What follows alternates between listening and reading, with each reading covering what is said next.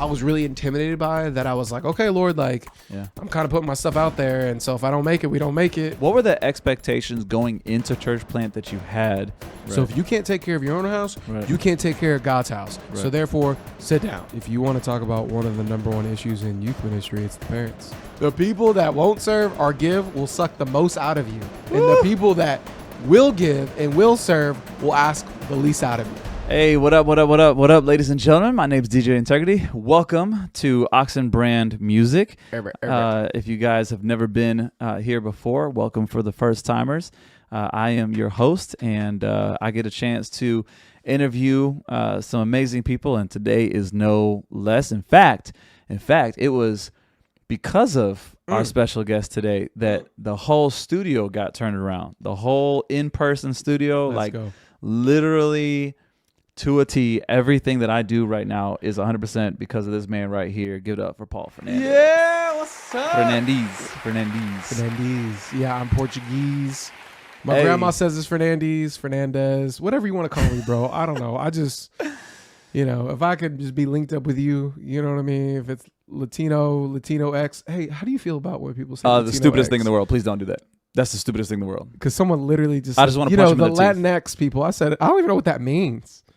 What does that mean? It's nothing. That's the problem. That's the problem, is that it means nothing. Like you're literally taking the whole culture and heritage and everything. It's like, and now, nothing against any white person who doesn't do stuff like this. We love white people. Okay. But it's like the white person felt that this is masculine, let's pull back the masculinity, let's the patriarchy, all that stuff. Like that's what that was. So because our culture is you could have 1,000 females, and if there's one male, the word has a male ending, dominant ending, or whatever. So they just put X at the back of that mug. So they put Latinx, so that I can't even say that. Oh, I feel so sick right now. So the context is St. Louis City helped build a soccer field in Fairmont City that has majority Latino people. Mm-hmm. And what was said to me yesterday was, it's so great seeing all the Latinos and Latinx out there. And I said, and I just kind of looked at him, and I didn't even know what he meant. So I was like, I'm just going to ask my Latino friend, what's up? Oh my god! Because I've never heard that before. I'm Portuguese, but I'm not, I ain't on that end. Look, so, the fact that that's the problem. The fact that somebody had to say Latino and Latinx, they butchered it. Huh? The Latinx is supposed to be for like all guys and girls inclusive. Oh, Latinos is already inclusive. It's just the fact that it's a male ending, right? Because if it was just a female, it'd be Latina, right? Just a male Latino. Yeah. Two of them together, or however many, as long as the one male, it's Latinos. It carries the masculine ending. You know how we are in this culture, man. We don't want to carry anything masculine over. I hate it. Yo, what's up? I see Troy in the chat. Troy, what's good? Man? What up, Marissa? I see you in there as well. Marissa, hello. I don't know who you are. I'm just saying hi to you. Anyway, we are further into this podcast of just random stuff right now. Again, I literally, bro, like the stream is what it is. The whole in studio thing, the getting the chairs and camera and all that stuff or whatever. Like, yeah, the plant life, everything, all of that is even all the fake plants. And yeah, ladies and gentlemen, it is fake. Everything is fake. Because I ain't gonna try to keep anything alive here in the studio. But anyways, so all of this was sparked from when I had you in here, right? When we were over there on that side, 2 GoPros, and it was horrible visibly, but it was a great time. We made it work. It was a great time. We made it work. So but I've been wanting to get you back on. Just kind of give a brief background, because last time you came in, we talked about some stuff. If you guys want to check any of that stuff out, it is still up on our YouTube here. But check it out. But I wanted to kind of get into a little bit more of your story, and then just kind of where you are now as a church planner and all those different things. So just a quick background as to who you are, bro. Wow. What's up, Paul Anthony Fernandes? I am a church planter for Living Hope Church in Belleville, Illinois. I'm also a Grimkey Seminary student in Richmond, Virginia. Come on now. And I am a chaplain for the St. Louis City Academy team. So that just basically means I just love on our soccer team and their academy squad and love on them and care for them. And then I'm a husband and I am a father. I got a lot of different things, different hats going on, but I enjoy coffee and working out and hanging out with Jose. Yes. And doing random weddings. And, yeah, absolutely. I can tell because this is a late night stream. You are a lot quieter than normal, so I'm gonna turn you over. I am so quiet. No, you're good. Right You're good. You're just so quiet. you're like so quiet. Like it's like 8. It's like almost my bedtime. I'm usually in bed by 9:30, y'all. But Jose hit me up. He's like, "Yo, let's do a podcast." I was like, "Let's do it." You know what? So I was gonna drink a Red Bull, and then I thought, "No, I need to go to sleep." No, after don't do this. that. Yeah, that would be horrible. Yeah. So, and it's funny because you referenced Goku twice, but I've always said that I'm like, bro, you're like literally like Goku because when we do events, right? When we do events, I have to make sure that you have food because if you don't, your HP level just goes down, bro. Like it is true. down. I have a fast metabolism, bro. And then the second you eat, all of a sudden you're like, hey, how you guys doing? Like you just start dancing around and jumping. Like, let's go. So, but yeah, man. Okay, so I want to get into it. First thing I want to get into is, again, like I said, you're a church planner. Yep. Living Hope's been going 2 years. 2 years Easter. 2 years, yeah, 2 years Easter. So getting closer to 3. And I just kind of, talk me through, man. Like, what were the expectations going into church plant that you had that in hindsight you're like, oh yeah, no, this is not what I thought it was, or is exactly what I thought it was? Yeah, I thought so we had to raise our funds, and I was really intimidated by it because we kind of mapped out some things of what we wanted to do and how do we want to go about it, and it was a lot of money. It was $250,000, and so that's like equipment, that's like paying for stuff and getting into something like without trying to get into debt by any means and any overhead. And so this was all during COVID. So I thought like, this is going to be nuts. And so I was super intimidated by it. And yet the Lord like came through like major, and people gave, people supported, people like you came through. And so it was just awesome to see like people come together even amidst during a global pandemic. And then financially, like people that weren't even from here were giving, like people from like Australia were giving, people from the East Coast was giving, like people that weren't even from here were giving. And so that was like super dope. And the number one thing was, I'm glad someone's doing something. And so that was during COVID though. So they're like, wow, all churches are shutting down. You're trying to start one? You're crazy. Here's $1. You know what I mean? So that's something that I was really intimidated by, that I was like, okay, Lord, like I'm kind of putting my stuff out there. And so if I don't make it, we don't make it. It just is what it is. And here we go. Boom. And so that's in the midst of, being married, having 3 kids, trying to work extra jobs. You know how I am with the jobs. I'm always working something. So, but yeah, man. So that was my major thing. But the Lord, like, it was even a sweat for him, man. I was stressing. Yeah. And that was nothing for him. He was just like, he'd just come through in all different types of facets. And every like 3 months, I'd be like, oh, okay, I think we're okay. Like I would like stress about it, Right. But yeah, man. So when it comes to asking, right? Asking, like, what are the feelings that you have going on before you go to it? Because here's the thing, because you're a part of the Acts 29, right? Acts 29 Church Planning Network. So you have a network, and just like any other missionary thing or anybody who normally is a part of some kind of organization, they're training you on how to do things, how to kind of go about asking, how to write letters up. So like you're being trained to do all of this stuff. And so obviously it's like anything else. When we first hear about it, we're like, oh, okay, yeah, like that's exactly okay, cool. If I do steps 1, 2, and 3, steps 4, 5, and 6 should be able to happen. Now they're going to tell me, hey, it might not happen this way, so here's another way to do it, right? So you get this kind of blueprint on how to do it. but then you physically have to go out and then do it. How did you, like, what are the feelings that you had, the thoughts that you have going into that? I was so insecure.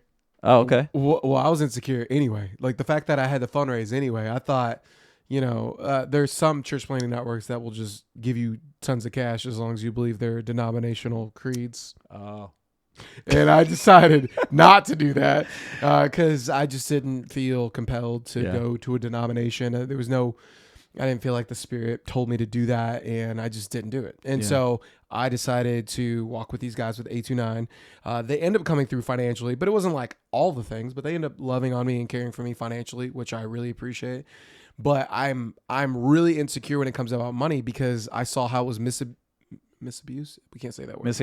Mishandled throughout the church in general, right? It's like, dude, like you just can't be doing that. And so asking people for money, knowing that people have lost their jobs during COVID, asking in general, even though they're like, hey, aren't you a grown man? Get yourself a job. And then the other one was honestly just giving over the fear of like asking people for something because you're reaching out to people that you really don't even know for real. Yeah. And so a lot of like the people that I was close with, it was kind of cool, but it was almost kind of like real fast. Like, hey, yeah, like I'm playing in this church and it would be really cool if you can give money. Cool, bye. And it was like over. But like the newer people was like, you had to explain it. You had to walk through it. And it was like, hey, I feel like the Lord's given me this vision to plant a church in my hometown. This is what it's going to look like. We have a passion for planting churches locally and globally. Like I went through the whole like frame that we came up with as Acts 29, some guys through there and me prayed and thought through what this is going to look like, but super intimidated. It's very scary.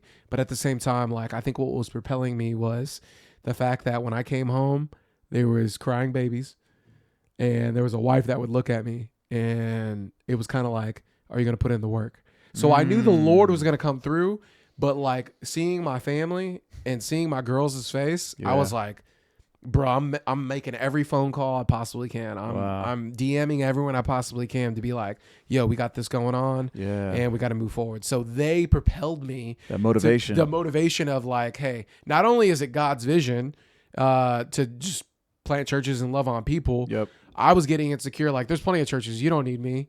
Like, I was doubting that. Yeah. And then the other end was also you got a family. Right. And we need to fundraise. Yeah.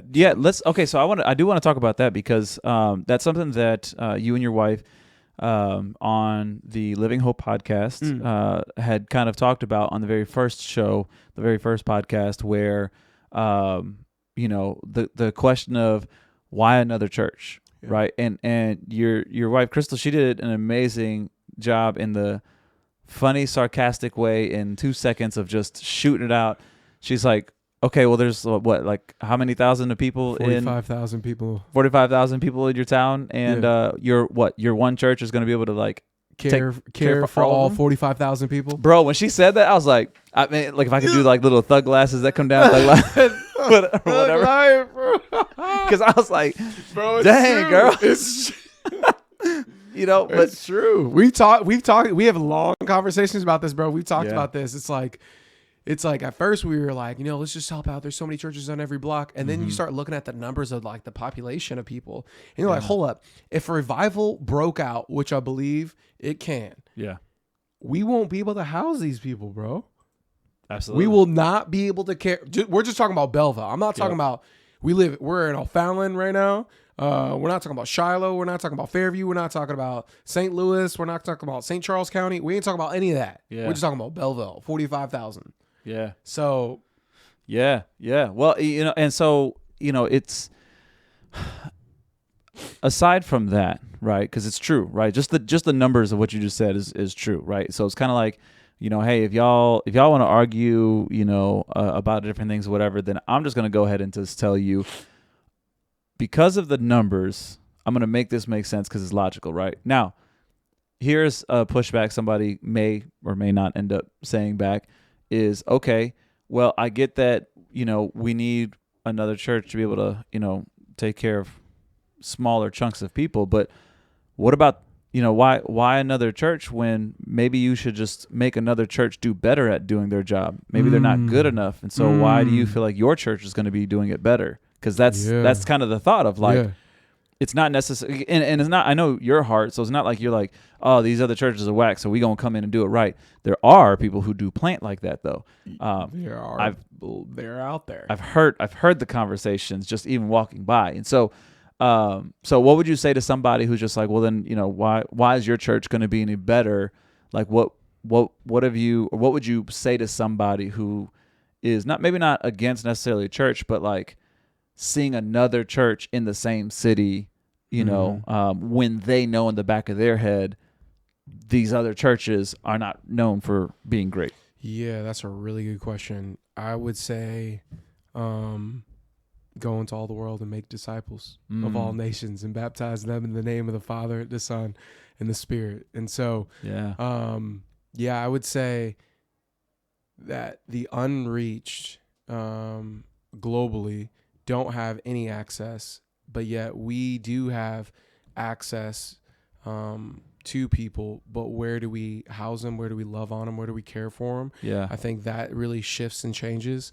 I think also, I think it depends on the planter. So I'm not trying to like boast about why I planted, but like the reason why I wanted to plant was I wanted to reach people like my brother who struggled with suicidal thoughts and committed suicide. Yeah.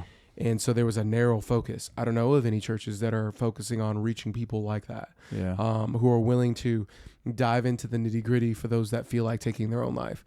Now, there could be, and I'm just unaware of them. And so if I'm unaware of them, how much more those people who are not church unaware of them? Yeah. If I'm in the culture of Christianity and I don't even know, then that's a pocket that I feel like that could be missed. Yeah. I am compelled that the reason why I feel like the Lord has probably caused me to stay, I think generationally in our town,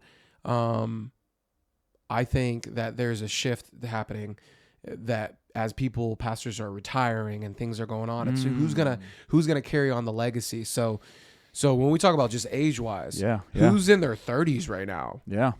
The average pastor in our context is 55. Yeah. And I'm 36. Yeah.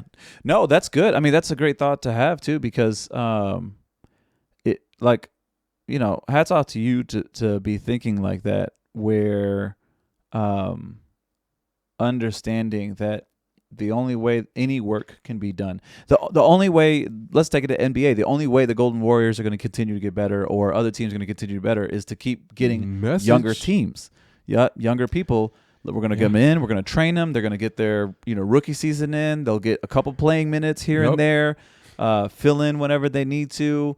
And then 2, 3, 4 years into filling in and doing that, then they might have a breakout year, right? And so it's funny because like, if we think in context of sports, people will go like, "Oh yeah, that makes sense." That makes sense. But for pastors, just kind of like, "Oh, you're too young. Nah, we can't do nothing with you or whatever." And now, I do have a question though.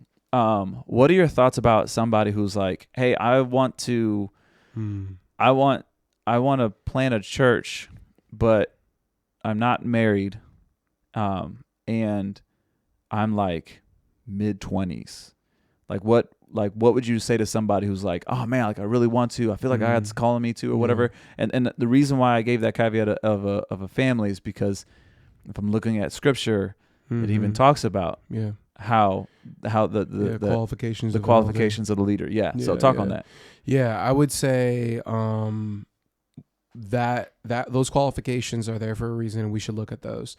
I would say if you're in your 20s, I would find yourself serving underneath a ministry faithfully, and not just for 6 months waiting for a position, like a year. Like sit underneath it. If you're in your 20s, that's great. You got some vigor in you. You're excited. So be there, be present.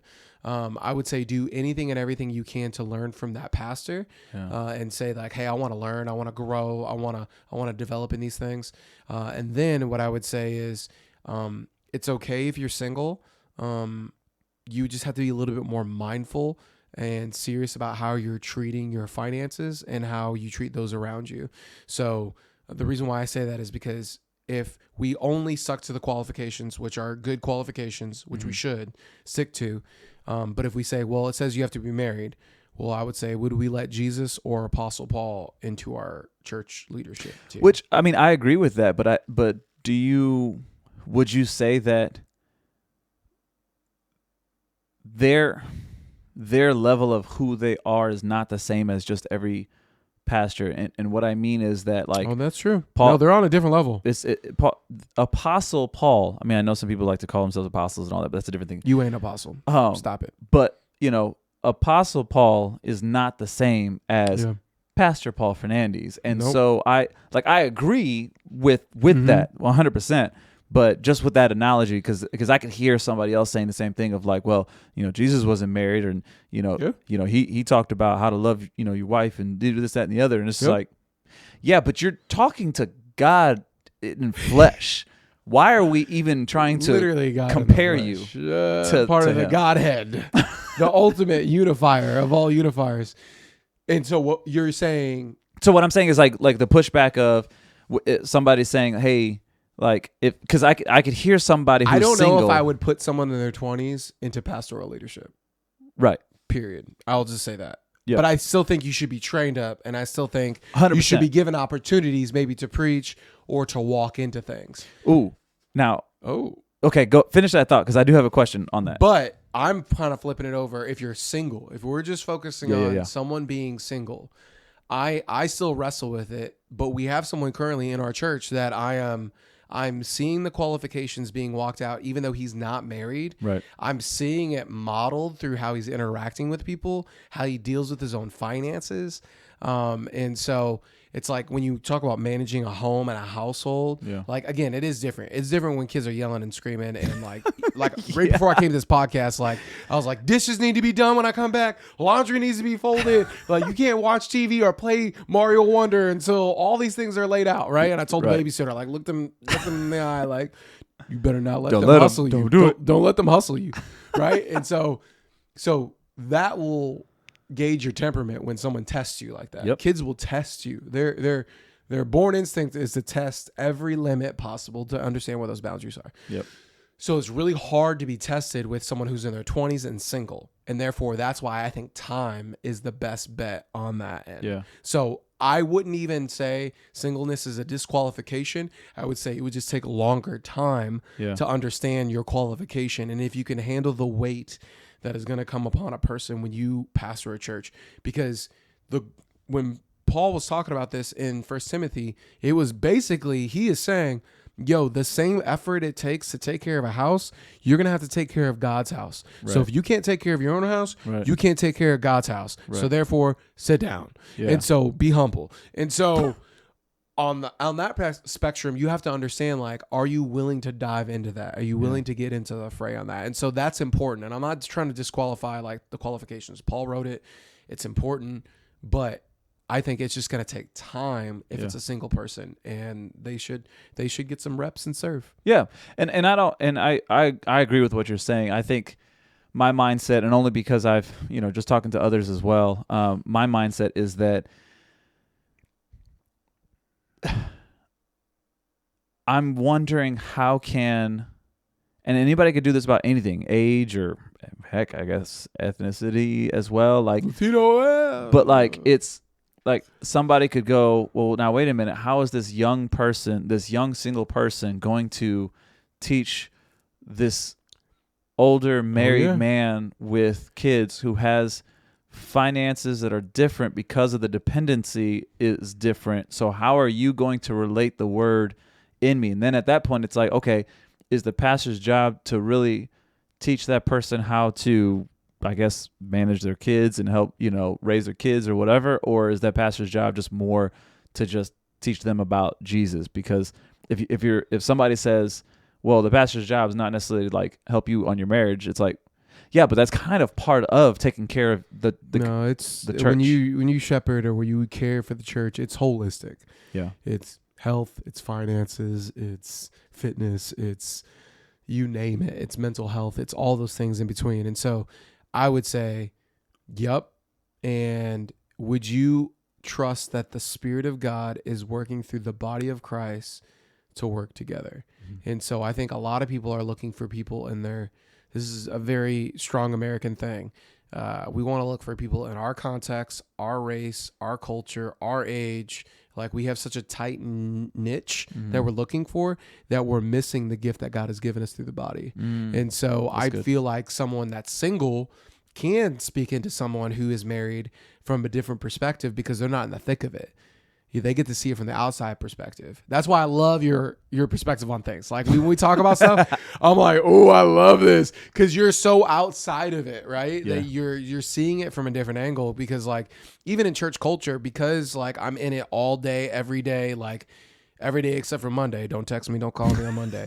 But like you're just running, right? And so when someone says something, you're just like, oh snaps. Even though you've never ran a church before, you got some dope insight and wisdom, and so does this other person who, you know what I mean? Yeah, like understood. It's just different angles that the gift of the Spirit gives. That I think we should be humble enough to listen. And then just if it doesn't register, it doesn't register. And I agree with that. I think.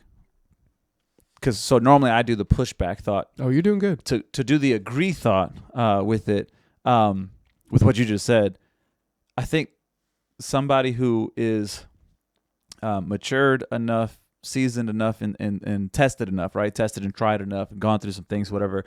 Like you said, the Holy Spirit could still be working in them. The Holy Spirit could still be working in them enough to say, hey, I'm not able to have this ability to help you with whatever the situation is that you got going on.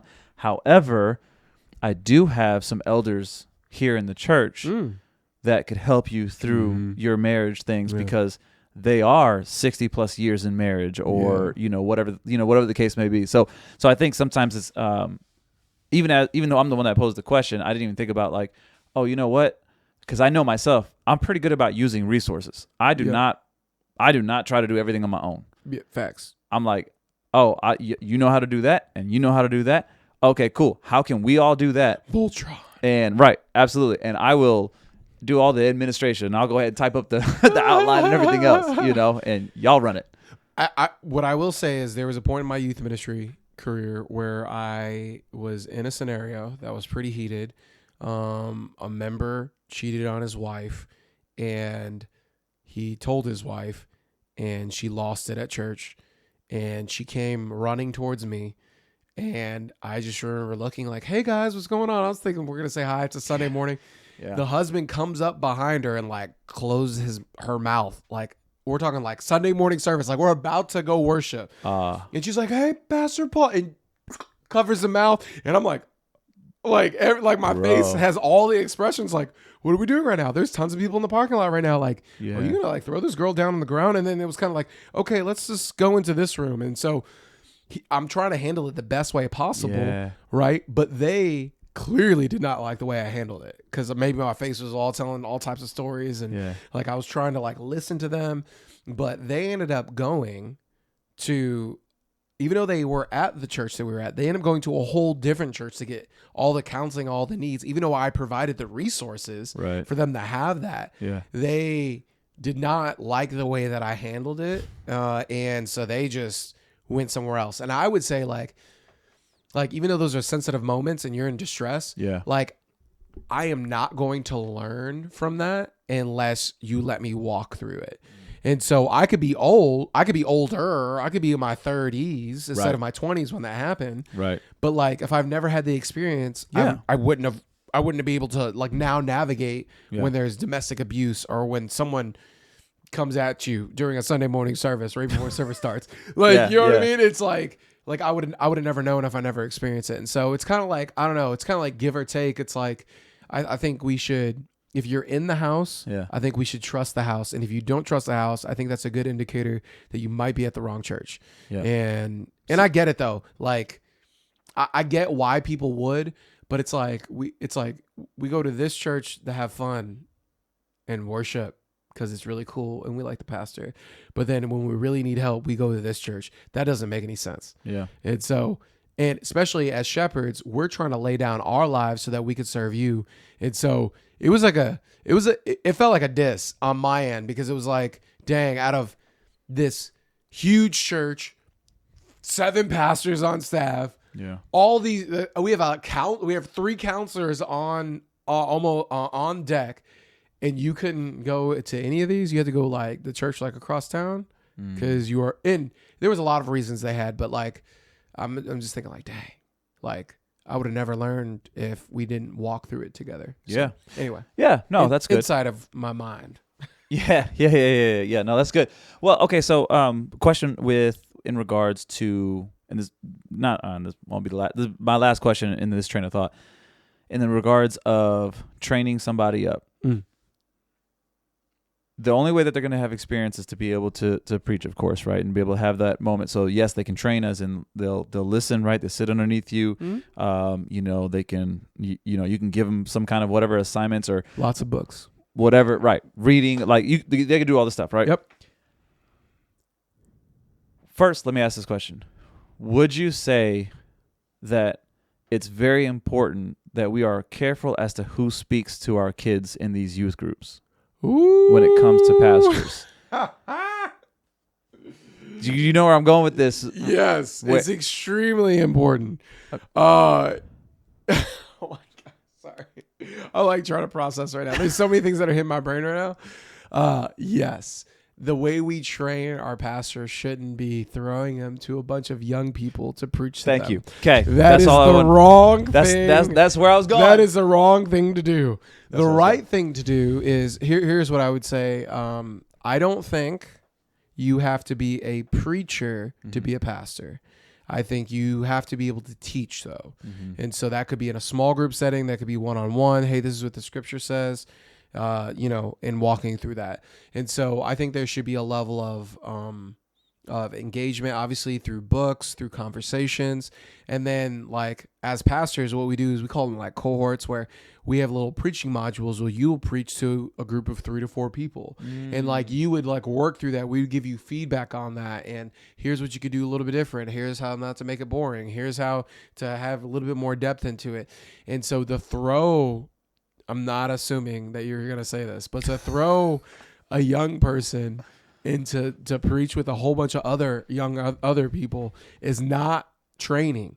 You've already put them in the field. They're already there. Yep. And so that is not training. That is, we're throwing you in and you need to figure it out. Yep. That is not training. Is I'm going to teach you and then I'm going to show you and then you're going to do it. I'm going to give you feedback. Then you're going to do it again. And then I'm going to give you feedback. And I think you're ready. Yes. That's training. Yes. Throwing someone to be a youth pastor is not training. That is. And that's why I asked the question. That is, I'm going to hire you to just fill a spot. Yeah. I don't care about. Thank you. Wow. Thank you. I'm just doing a bomb drop, just so you know the sound effect that just hit. That's my biggest concern when it comes to youth pastor stuff. First off, you already know it, being a youth pastor, that a lot of people will throw youth pastor as like, oh, you're not really a pastor of any sort, right? You're just the fun guy who's trying to get some pizza and some music being played, and you don't really listen to the senior pastor a whole lot, and you're constantly trying to push the budget. Like that is the mindset that some people end up having, right? If you're a youth pastor watching this, you should push the budget. But so they have that mindset, but it's like, again, if we take it out of the context of church, if we say, right now, school, educational system, a majority of people would agree that there are pockets of places that are not doing well in the educational process, and yet we know, right? We know that we're going to have the youth come up. They're the new leaders, right? Yep. They got to be trained up now. And so now you're going through school and you're learning stuff that has nothing to do with anything, is not helpful, but yet I have to, as an older person, know that eventually you're going to be in some kind of office position of some sort or whatever, right? So if you paint it something like that, people are like, oh no, you got to make sure, like, we got to have good teachers. Like, there's important to have that, whatever. But you do religion, you do church, and you're like, oh no, like it's got to be somebody's fun, and somebody who makes my son and daughter feel really comfortable, and and I know Jimmy could be bad sometimes, but what can you do? It's and I know I can see your face. there's so much of like, Pastor Paul, I need you to help my kid become better. Because they won't listen to me, right? Mm-hmm. So there's so much to what I'm saying, but the main point is that the youth are the next ones in the church who are the leaders, right? Why just toss somebody out there and make them have only a good time, and they're attracted to the music and the lights and the productions and all this stuff, but yet when they are off doing some stuff and they're in a hard time, in a hard place, they can't reference one bit of scripture. They can't remember one message you said. They can't remember one time that their youth pastor called them out on something after they kind of were aware of something. Like, at least the one who's being called out will, when they do it, will go, yo, like, my life's spiraling and I'm afraid to tell my parents, but I do know that Paul has talked to me about this before, and like, I can at least go to him. Mm-hmm. You know what I mean? And my vent that I'm doing right now, honestly, this is what it is. Let it go. But my vent Confess, is, brother. Yo, like, you're not in a position to really work through some of these things, which is kind of mind-boggling because you're younger, and so you should be more freshly out of this. Like, did you just live in a really cool Christian bubble, and that's why you didn't experience some of this stuff? And I'm not saying that somebody's got to go sleeping around to know, right? That, but like, at the same time, it's like, are you so in the Christian culture? And maybe this is why you talk to me about other things so much, because I'm like, are you so ingrained in the Christian culture that you have no way to guide somebody who's more on the outside? Because, like, for me, because I'm not really in the church culture, if I feel like you're doing a lot of church culture to me, I'm like, yo, you don't hang around enough people for me to really hear from you. Yeah, Jose was to say, you're being weird right now. So anyway, that's, I mean, I don't know. Like, do you feel like, the youth tend to be pushed to the back, even if the building is amazing for them, but the teaching, the discipline, the setup, the foundation doesn't seem to be worked on as well as the lights and the stage and the cameras? Yeah, I think, like you said before, some people will equate training to, I'm going to give you freedom to do whatever you're going to do. Here's the budget. Have fun. As long as no accusations come up, as long as no one breaks an arm, we're good. And I think that is poor management and leadership. That I think from the kids to the teens, there should be a robust group of elders, pastors that are loving and caring. And you can find your fun little cool youth guy. I get it. Middle school, high school kids, when they see someone with gray hair, it's a thing. It is a thing. Not to say that that someone with gray hair can't speak. They should see that. They should feel that. There should be a variety in that. Actually, like, being out of youth ministry, I'm thinking, like, man, it would have been better to have a good rotation of my senior pastor in there. Absolutely. To be present and to be regular. Yes. And he even asked, like, he's like, hey, man, you can put me in rotation. And I was like, bet.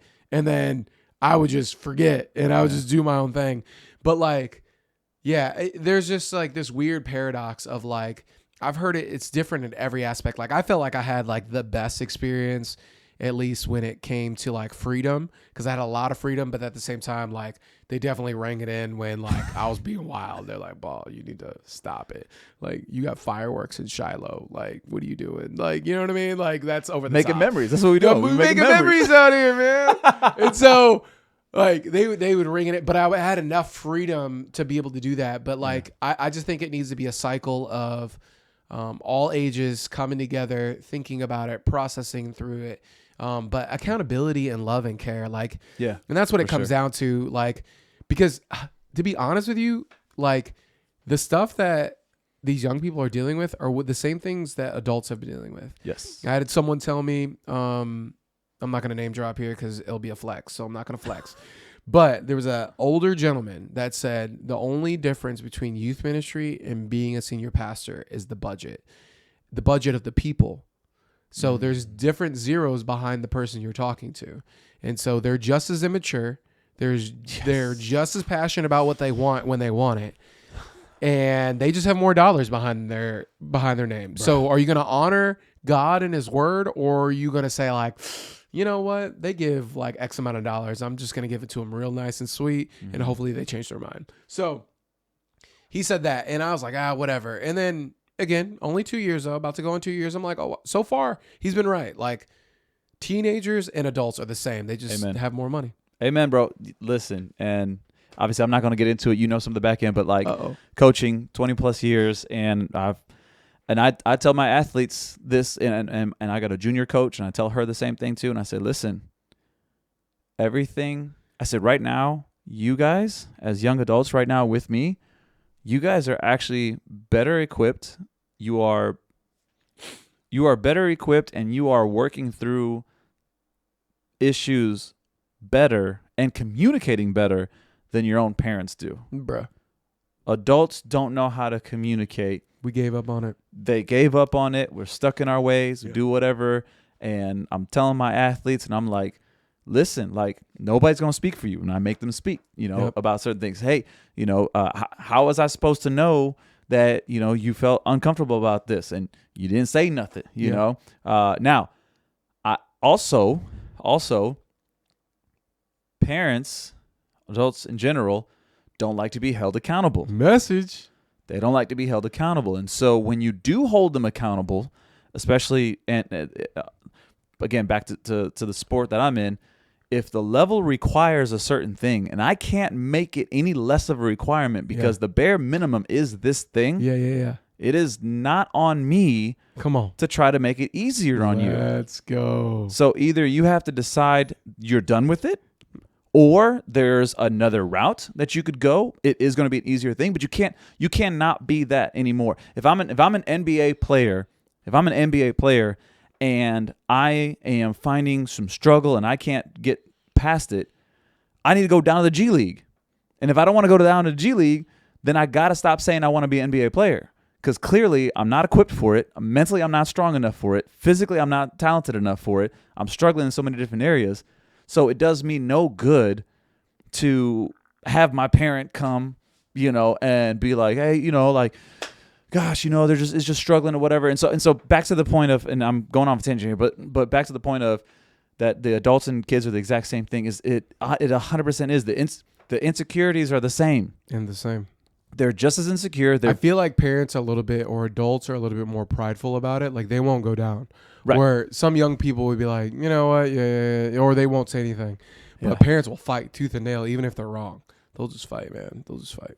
And I don't know how you can, on one end, ask your child to be a certain accountable person, responsible person, communicative, and then yet you don't do any of it. I mean, if you want to talk about one of the number one issues in youth ministry, it's the parents. We have these kids who are in love with Jesus and they're infatuated with him. Mm-hmm. And they're like wanting to live for him, wanting to even go on mission trips, like sacrifice their self to just serve. And their parents are like, yeah, you're not going to do that. You're going to go to this college, or you're going to go and do this. Or on, you talk about bare minimum. They're talking about like wanting to like read their Bibles or whatever. And their parents don't even read their Bibles. So they're just like, you're asking me to read my Bible, Paul, and to pray and to spend time with God, but yet my parents don't even do any of that. But they're super fired up about in church because, they almost got a divorce and now they don't. And so now they're all about church and they give all their money, but they're not exercising anything that shows anything like Jesus, except for we really love church and we love the brand of our building. Woo! He said it, not me. He said it. You can DM him. All of your thoughts and questions. Info at sharelivinghope.com.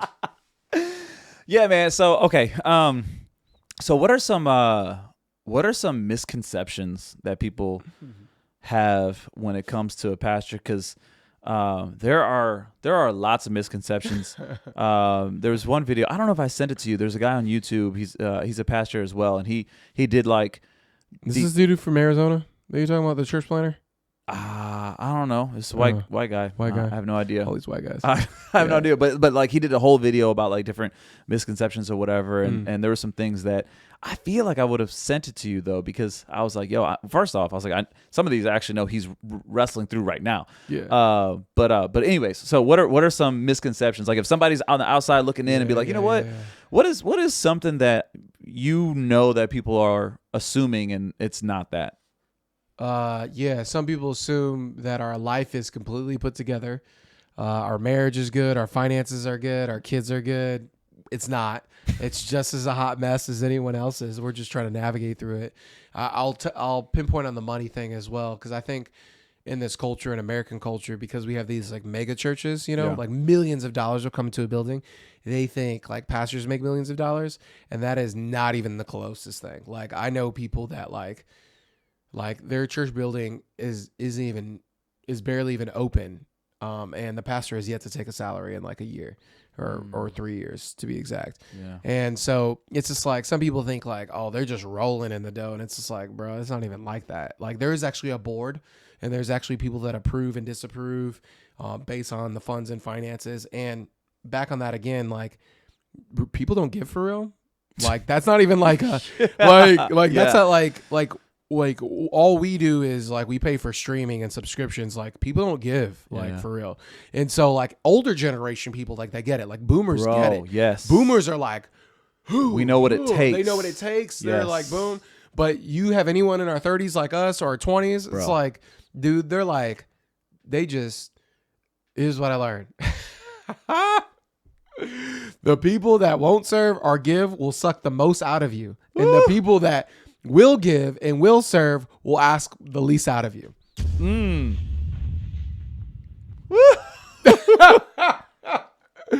That's what I've realized. That's what I realized. The most needy people won't give a dime. And again, it's not about the money. It's not about like the money or like, hey, like even like I need you to serve because, I need more people on my roster. It's just like, I just realized like these people are just so broken. Like they can't think about anything else but themselves.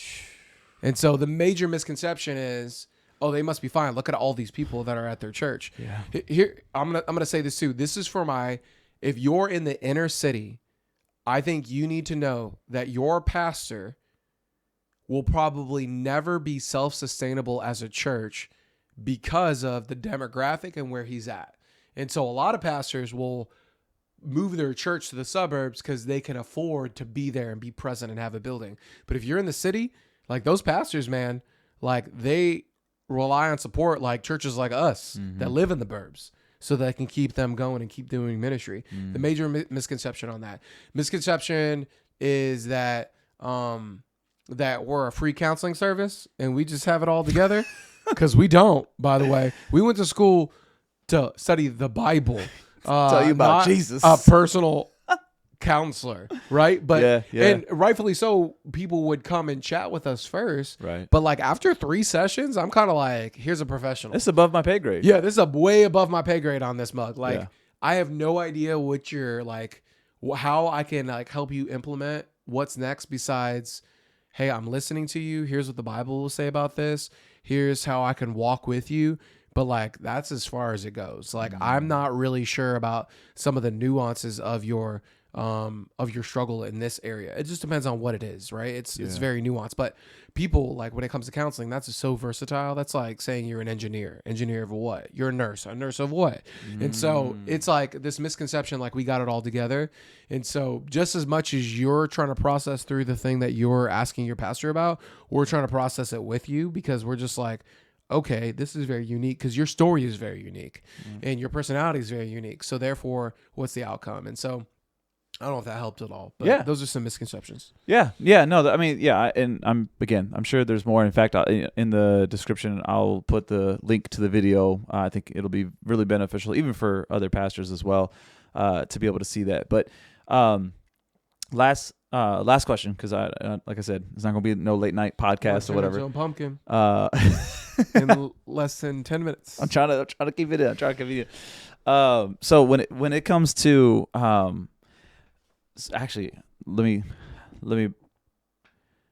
I like that you. I'm gonna go back to this real fast. I like the fact that you said, "Hey, we'll help you, but once we get to the point where we realize ourselves, I cannot help you any further than this.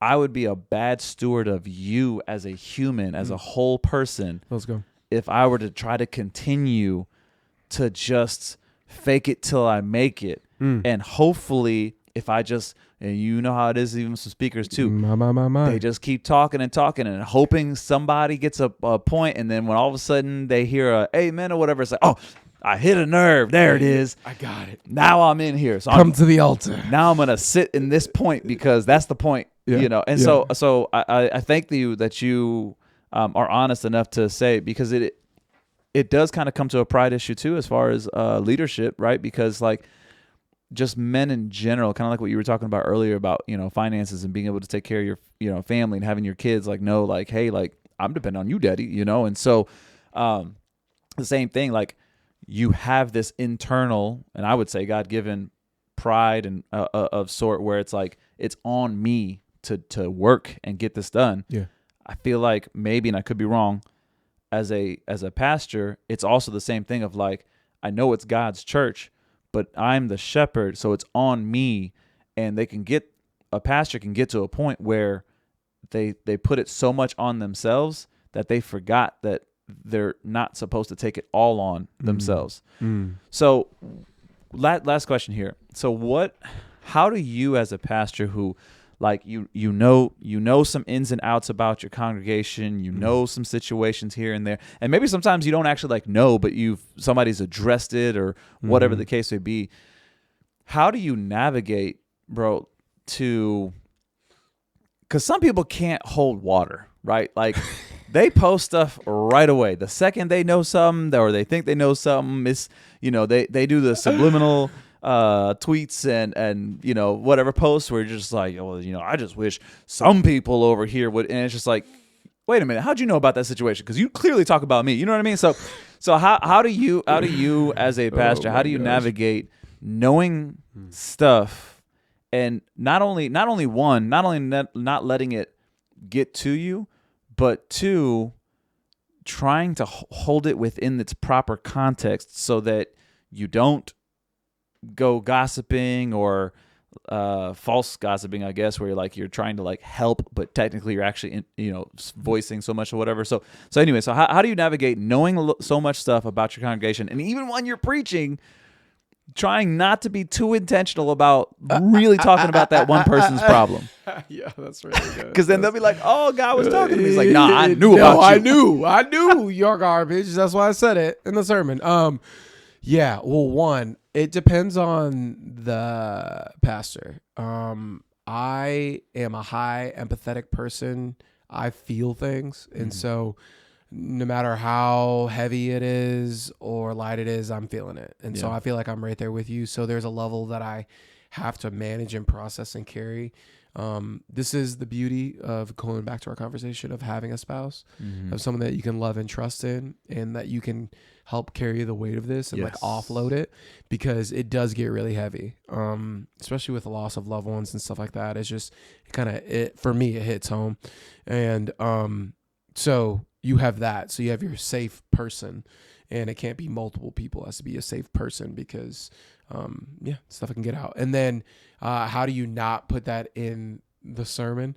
That's a big one, because the goal of the pastor is actually to shepherd and to lead the people. And so there will be portions of the sermon that by nature it will just come out based on the conversations throughout the congregation, because the sermon, believe it or not, I know a lot of y'all like to watch preachers online and blah blah blah blah, they're actually speaking to their people in their context, and those that they hang out with, right? And so unless you're going to a conference where no one knows anybody, right, they're just speaking very general. But if you're watching a Sunday morning sermon, there is a unique context with a unique group of people that he is speaking to. And so I would have to guard myself from saying names and getting too specific. But if there's something in the text that addresses something that I heard throughout the week, I'm gonna say it. Right. It's there. It's there. I'm gonna say it. And so it's just really being like filled with self-control, asking the Lord to really work, and really prayerfully like praying about those things. And so like laying it down. And so like every Thursday, me and my pastoral resident we will pray for everyone by name for the church, and we'll just lay it out. And sometimes that mug is a long time because like now numbers are ticking up. It used to be like 20 of us. You know what I mean? Now it's like 50, 60 of us. You think you're going to keep it going when there's like 500? I think we're going to split the mug up. I'm about to split the mug up like tomorrow. I'm about to split them up now. Like, let's do 10 per day. And let's just do 10 every week. And then we'll just hit everyone before the end of the year, you know? But it's that praying and seeking the Lord, asking the Lord, and then that trusted spouse that you are able to process through. So, but to say that you won't make the sermon, I can't promise that. I can't promise that. If you double cross me, you're making my sermon. If you give me wisdom and insight, you're making my sermon. But not all pastors are like that. And so it definitely depends on like who it is, what's going on, and what's happening. But it's pastoral ministries, dude. I'm not gonna it's hard. Yeah. It is so hard because it's managing all the emotions of all the different people that are expecting something too. And so it's for me, the gear has to be, I can't people please right now. I have to try to listen to what the Lord has for these people, because if I'm trying to people please a bunch of people, it's not going to go anywhere. I'm not going to shepherd these people. I'm just going to please these people. And so I'm either going to be a pastor or a people pleaser. And you have to make a choice in that. And that's a battle for me. The battle every week is I'm not going to cater to all your wants and needs. I'm prayerfully going to consider how to care for you. But there's a lot that goes on. You have to figure out the finances. You have to figure out building stuff. You have to figure out all these personalities and marriages and singleness and teenagers.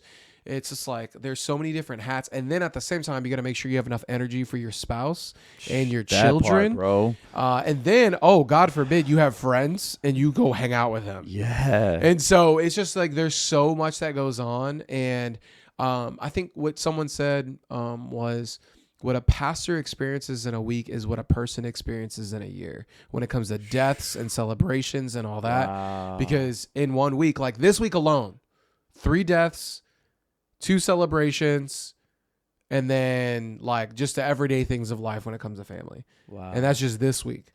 And it's just like, geez. Wow. I don't keep track of how many disappointing weeks I have, but like if I think of it like that, like this older gentleman that said that, I'm like, well, I believe him, one, because he's old. It's like 80, 70, 80 years old. Oh shoot, yeah, he knows. And he's a pastor for 35 years. Oh yeah, he knows. And so I'm like, okay, like if you said so, cool. I'm gonna say it on this podcast then.